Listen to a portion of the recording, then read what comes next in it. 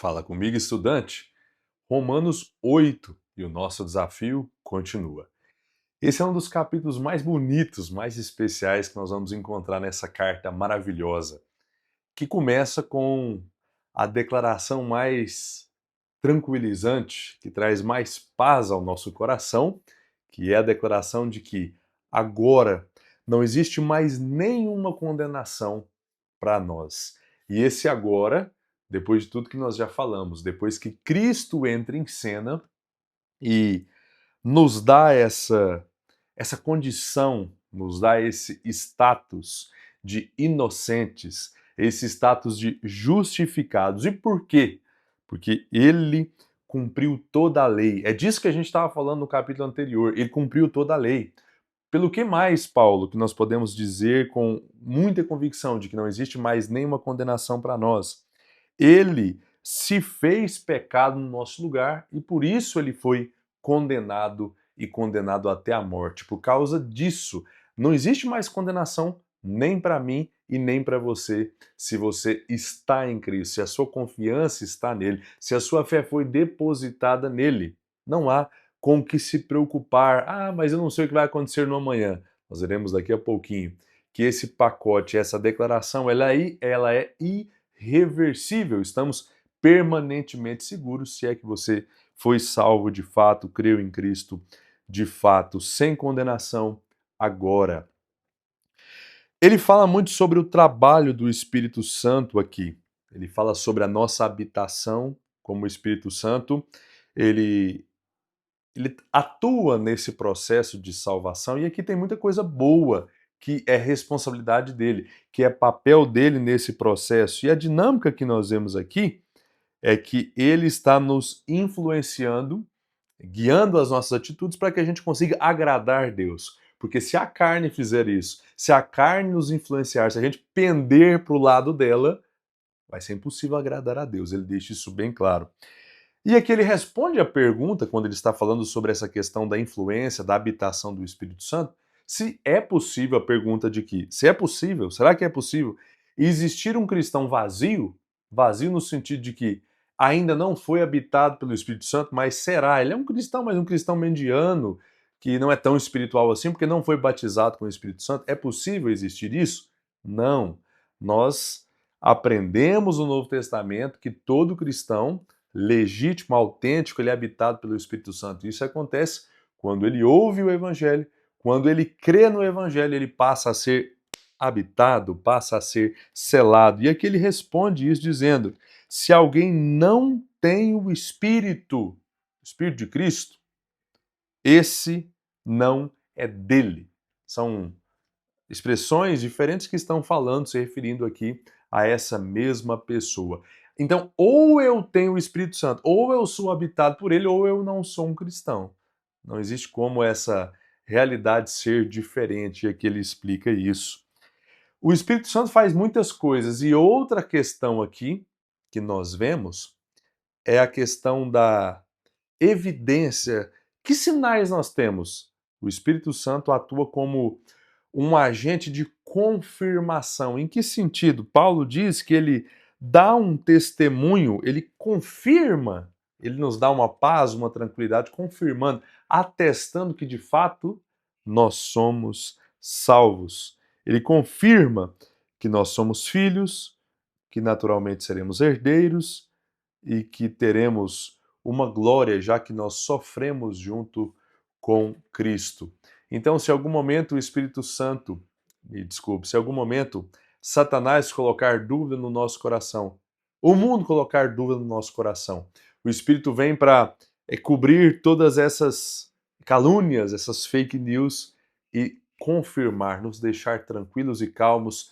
Ele nos dá uma tranquilidade, ele nos dá uma segurança, confirmando que de fato nós somos salvos. Falando ainda sobre a questão da herança, ele diz assim: sofre junto com Cristo, vai ser glorificado junto. Eliezer, e esse sofrimento, sabe que esse negócio não é grande demais, não? Sabe que vale a pena sofrer por Cristo e sofrer muito, como alguns cristãos em algumas partes do mundo, alguns que viveram no passado, sofreram e vão continuar sofrendo? Paulo diz, não dá nem para comparar. é algo que está muito longe uma realidade da outra, o sofrimento com aquilo que nós vamos receber. Então, cabeça levantada, perseverança, porque certamente esse sofrimento valerá a pena. Nós aprendemos aqui que nós vamos saber orar bonito. Como assim?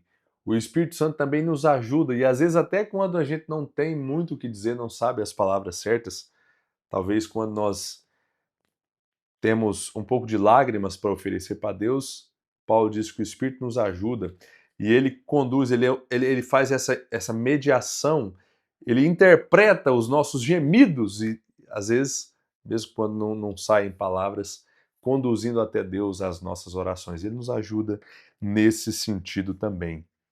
E depois disso, Paulo apresenta para nós o combo completo do plano de salvação. E talvez esse seja o texto que de forma mais organizada retrata como Deus completa essa obra, do início ao fim. Existem alguns passos dessa obra de salvação que ele executa na vida do pecador. Primeiro, deve existir um conhecimento da parte de Deus. Ele diz: os que conheceu, em segundo lugar, ele predestina. E nós temos que respeitar essa expressão que aparece aqui, não só aqui, mas como nós já vimos em Efésios, é uma determinação de Deus que nós não sabemos muito bem como isso funciona na prática, mas isso é bíblico, nós vamos acreditar e ensinar também. De alguma forma, o plano de salvação é perfeito e incompleto porque Deus é o agente que trabalha em tudo isso, fazendo com que o seu plano seja concretizado e efetivado. Através desse conhecimento, existe essa predestinação que Deus move, trabalha na história nos guiando, fazendo com que a gente se encontre com o Evangelho, trabalhando nessa questão, tudo isso de forma invisível. E depois da predestinação existe um chamado.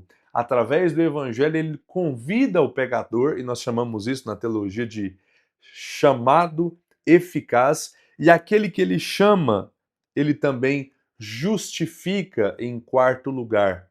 E nós sabemos que a justificação trata definitivamente da culpa do nosso pecado. E aquele que ele justificou, observe a última etapa, ele também glorifica. O que é glorificação? É a salvação completa da presença do pecado. Quando é que isso vai acontecer? Só na eternidade. Observe a estrutura desse plano. De uma vez só, Deus já programa todos esses lançamentos no passado, antes mesmo de nós nascermos. Ele já tem esse conhecimento, ele predestina, ele chama, ele justifica e, por último, ele já glorifica. Ah, mas eu não sei o que vai acontecer. Ele já glorificou. Está tudo muito bem organizado, alinhado, lançado no sistema divino para que assim nós tenhamos a nossa salvação garantida.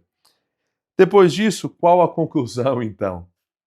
Perdoados, seguros permanentemente.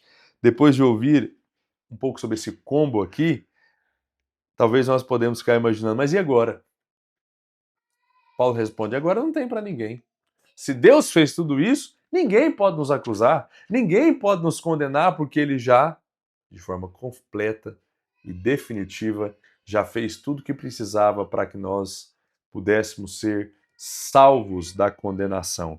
E aqui, talvez um dos textos mais especiais que fala sobre a perseverança dos santos, é um texto onde Paulo coloca, nesse capítulo, algumas possibilidades de coisas que talvez poderiam nos separar do amor dele, tirar de nós essa segurança, essa garantia, essa salvação. E ele coloca coisas terríveis, várias hipóteses. Ele fala sobre coisas do presente, coisas do futuro, que a gente pode ficar pensando, poxa, mas hoje eu estou bem, hoje eu estou assim, mas e o amanhã? Ele fala sobre coisas do amanhã. Ele fala sobre situações que envolvem até mesmo anjos, envolvem até mesmo demônios, que são seres extremamente poderosos. A altura, a profundidade, a morte, nada pode nos separar do amor de Deus. Um texto extremamente especial, belo, confortante, que nos traz segurança. Resumindo, nada, ninguém poderá nos separar do amor de Deus que está em Cristo. Que isso traga ânimo ao nosso coração, revigore a nossa fé e que através dessa passagem Deus nos ajude na continuidade do nosso desafio.